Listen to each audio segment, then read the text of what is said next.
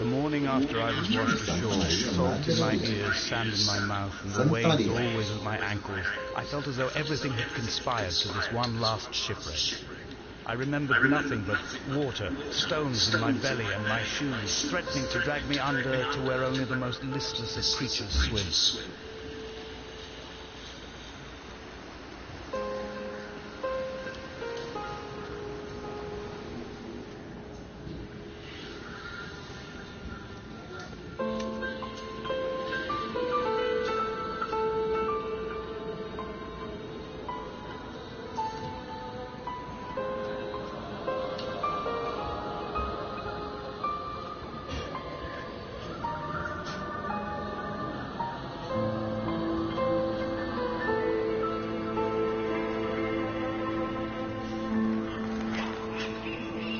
Pajarito.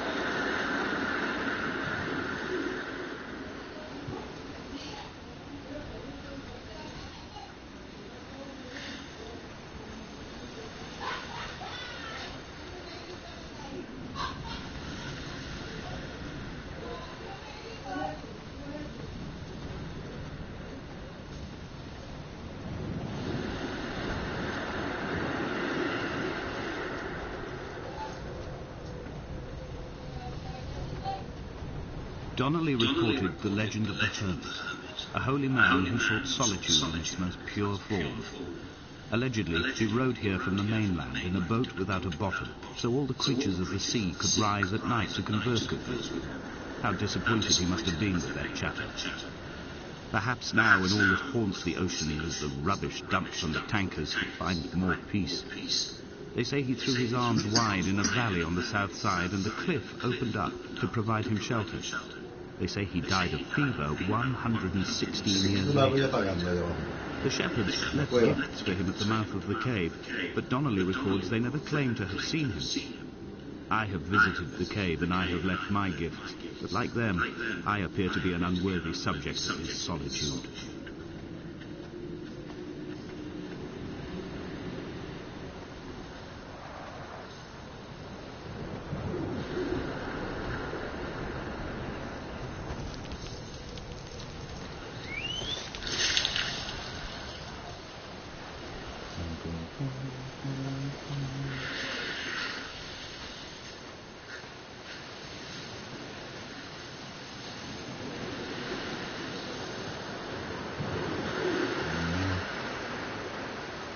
Este hueco es bonito.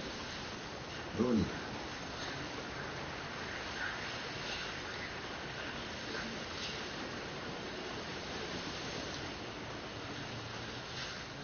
Yo le dije, voy a coger español, pero no lo coges español, solamente en inglés.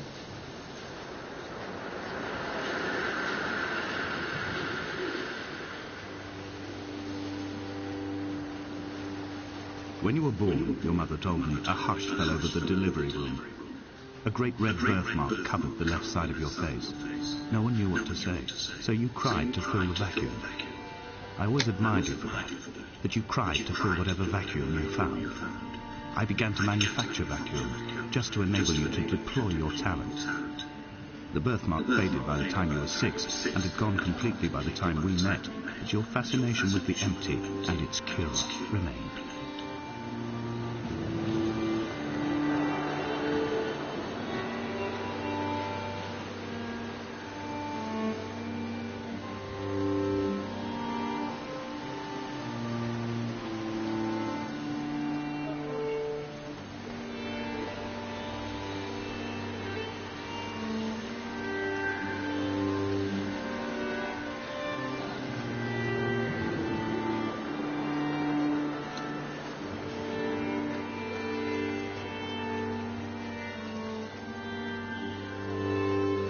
dear Esther. I found myself to be as featureless as this ocean, as shallow and unoccupied as this bay, a listless wreck without identification. My rocks are these bones, and a careful fence to keep the precipice at bay. Shot through me caves, my forehead a mount. This aerial will transmit into me so. All over exposed, the nervous system, where Donnelly's boots and yours and mine still trample. I will carry a torch for you. I will leave it at the foot of my headstone. You will need it for the tunnels that carry me under.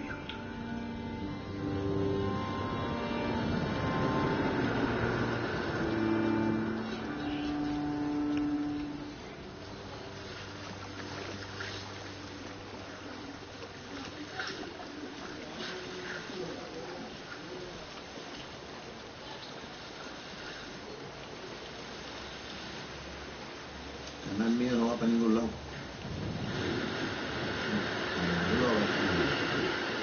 A gente no le gusta como yo juego. Si le gustara como yo juego, estuvieran poniendo like y todo eso, pero no dejan nada. Pero no me importa. Seguramente hay otros canales mejor que yo, que juegan mejor que yo. Bueno, soy así. Yo nunca he jugado, nunca he hecho un canal, primera vez que yo hago un canal. No sé hacerlo bien. Por lo menos subo los juegos, trato de que suba, pero no.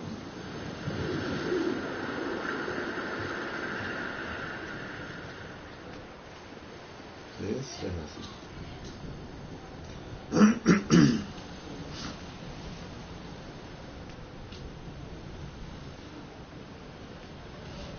Subo esto y ya. Se acabó, tío.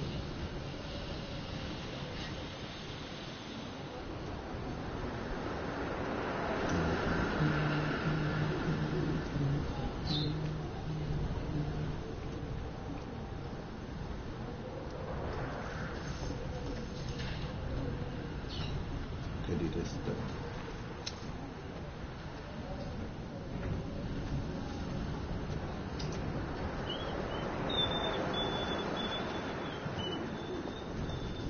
Reading Donnelly by the weak afternoon sunlight.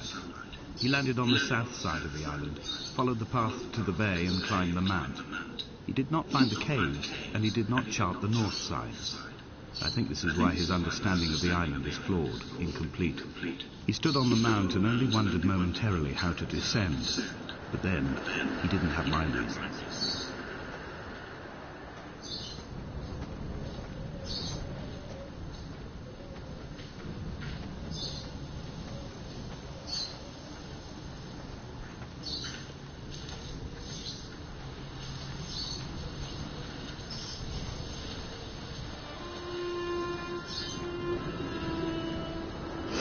When someone has died or was dying, or was so ill they gave up what little hope they could sacrifice, they cut parallel lines into the cliff, exposing the white chalks beneath. You could see them from the mainland or the fishing boat, and know to send aid, or impose a cordon of protection, and wait a generation until whatever pestilence stalked the cliff path died along with its hosts. My lines are just for this. To keep any would-be rescuers at bay. The infection is not simply of the flesh.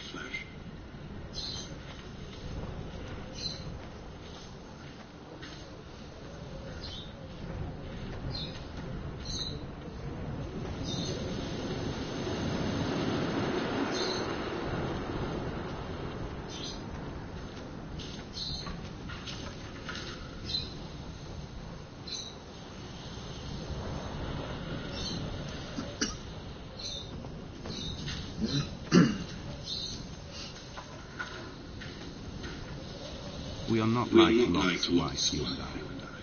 We feel no particular need to turn back. There's nothing to be seen if we did. No tired old man parting the cliffs with his arms. No gifts or Bibles laid out on the sands for the taking. No tides turning or the shrieking gulls overhead. The bones of the hermit are no longer laid out for the taking. I have stolen them away to the guts of this island. where the passages all run to black, and where we can light each other's faces by their strange rays.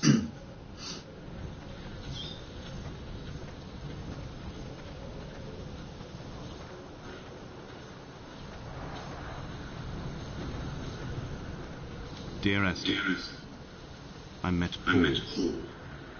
I made my own little pilgrimage. My Damascus, a small semi-detached on the outskirts of Wolverhampton. We drank coffee in his kitchen and tried to connect to one another. Although he knew I hadn't come in search of an apology, reason or retribution, he still spiraled in panic, thrown high and lucid by his own dented bonnet. Responsibility had made him old. Like us, he'd already passed beyond any conceivable boundary of life.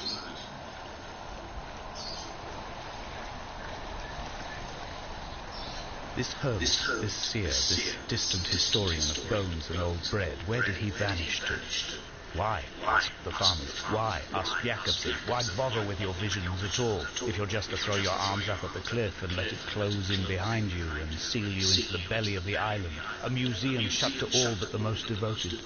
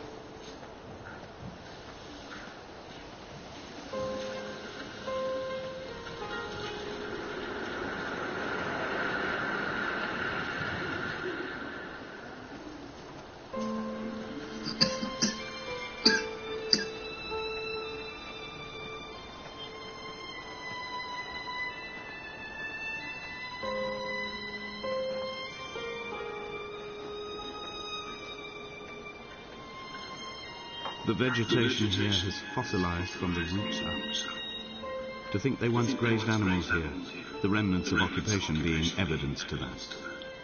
It is all sick to death. The water is too polluted for the fish, the sky is too thin for the birds, and the soil is cut with the bones of hermits and shepherds.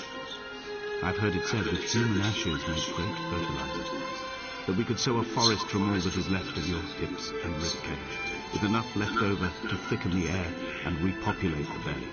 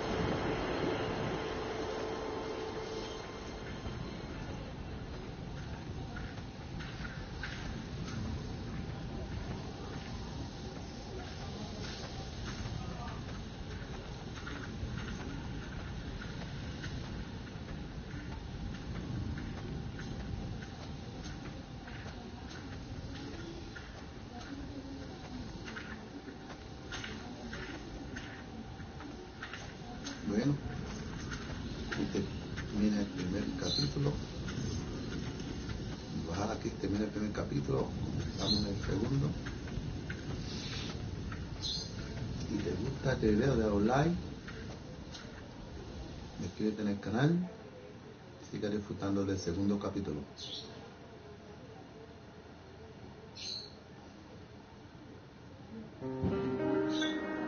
Dear Esther, I have now driven the stretch of the M5 between Exeter and Bristol over 21 times. But although I have all the reports and all the witnesses, and have cross-referenced them within a millimetre using my ordnance survey maps, I simply cannot find the location. You'd think there would be marks to serve as some evidence. It's somewhere between the turn off to Sanford and the welcome brake services. But although I can always see it in my rear-view mirror, I have as yet been unable to pull ashore.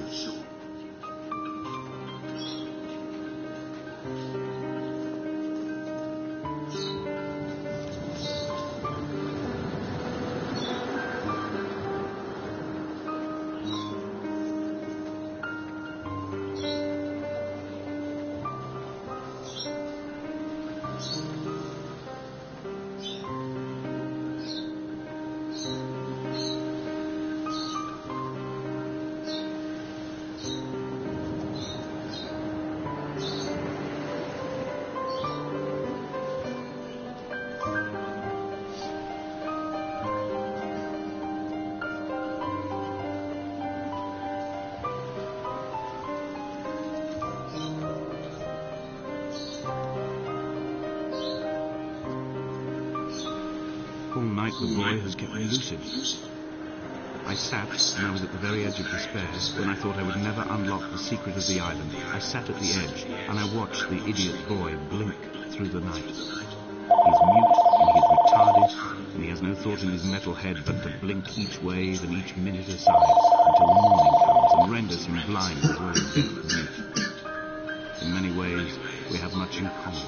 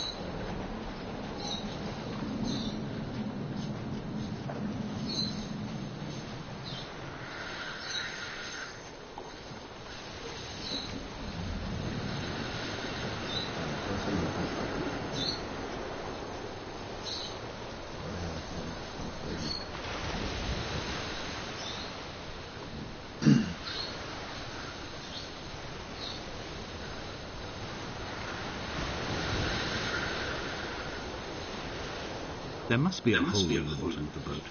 How else could new hermits have arrived?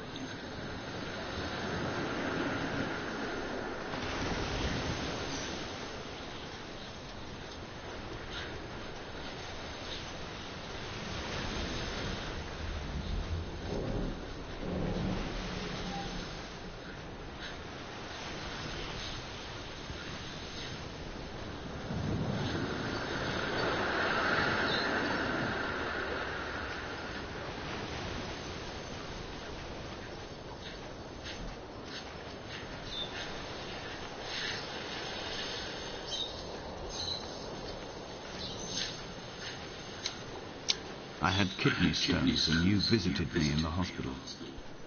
After the operation, when I was still half submerged in anesthetics, your outline and your speech both blurred. Now my stones have grown into an island and made their escape, and you have been rendered opaque by the car of a drunk.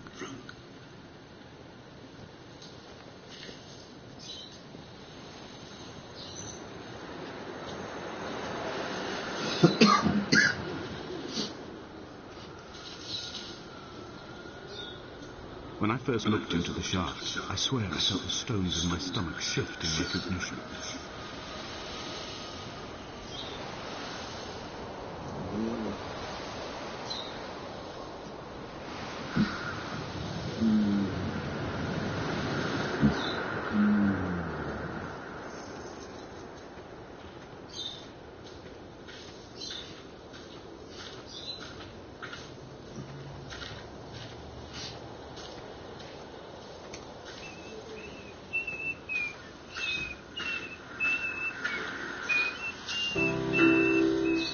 begun my ascent on the windless slope of the western side.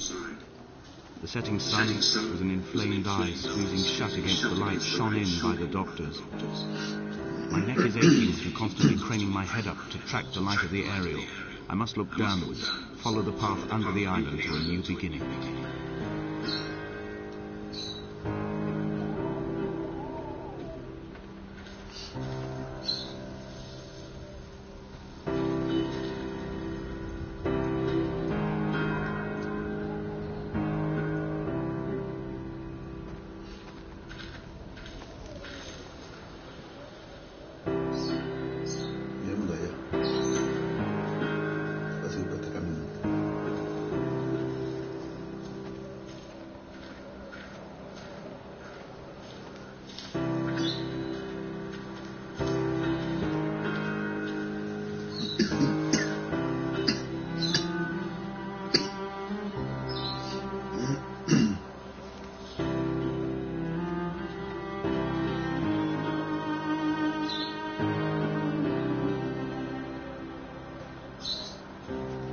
The bothy was constructed originally in the early 1700s. By then, shepherding had formalized into a career. The first habitual shepherd was a man called Jacobsen, from a lineage of migratory Scandinavians. He was not considered a man of breeding by the mainland. He came here every summer whilst building the bothy, hoping eventually that becoming a man of property would secure him a wife with a lineage. Donnelly records that it did not. He caught some disease from his malcontented goats and died 2 years after completing it. There was no one to carve white lines into the cliff for him either.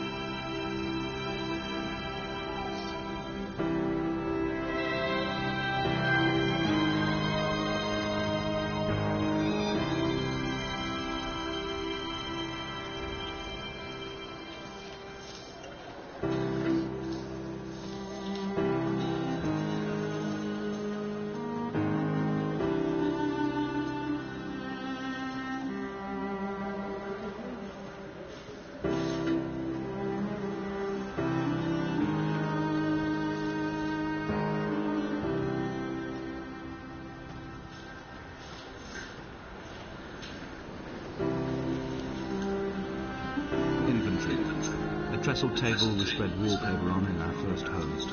A folding chair, I laughed at you for bringing camping on the lakes.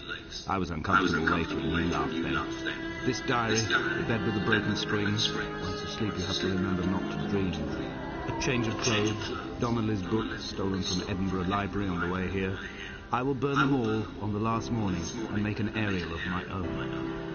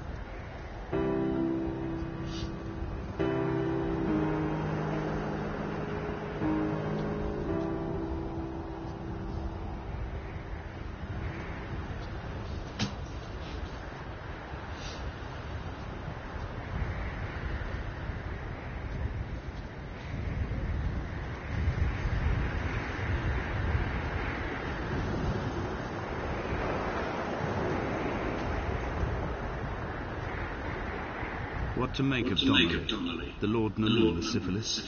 It is clearly not how he began, but I've been unable to discover if the former was a result of his visiting the island or the force that drove him here.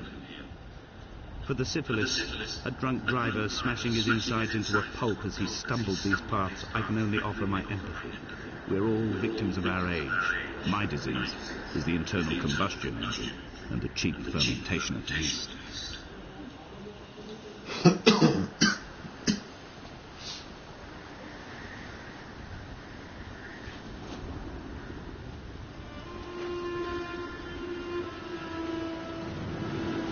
They found Jacobsen in early spring. The thaw had only just come. Even though he'd been dead nearly 7 months, his body had been frozen right down to the nerves and had not even begun to decompose. His fingernails were raw and bitten to the quick. They found the phosphorescent moss that grows in the caves deep under the nails. Whatever he'd been doing under the island when his strength began to fail is lost. He'd struggled halfway up the cliff again, perhaps in a delirium, perhaps trying to reach the Bothy's fire before curling into a stone and expiring.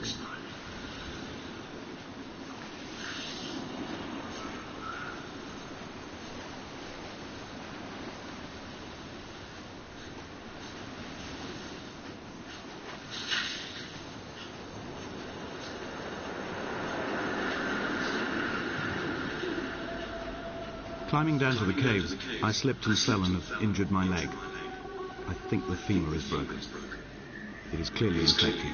Winter tides against my shoreline, drowning out the ache of my stones. I struggled back to the Bothy to rest, but it has become clear that there is only one way this is likely to end. The medical supplies I looted from the trawler have suddenly found their purpose. They will keep me lucid for my final ascent.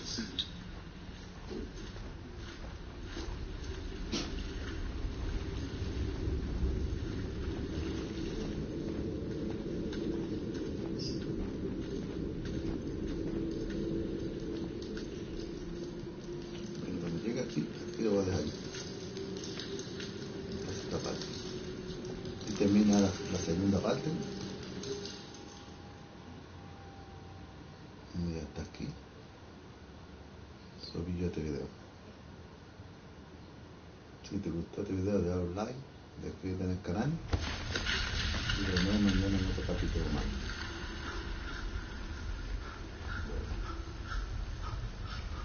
From here, this last time, I have understood there is no turning back. The torch is failing along with the souls. I hear the singing of the sea creatures from the passages above me, and they are promising the return of the gulls.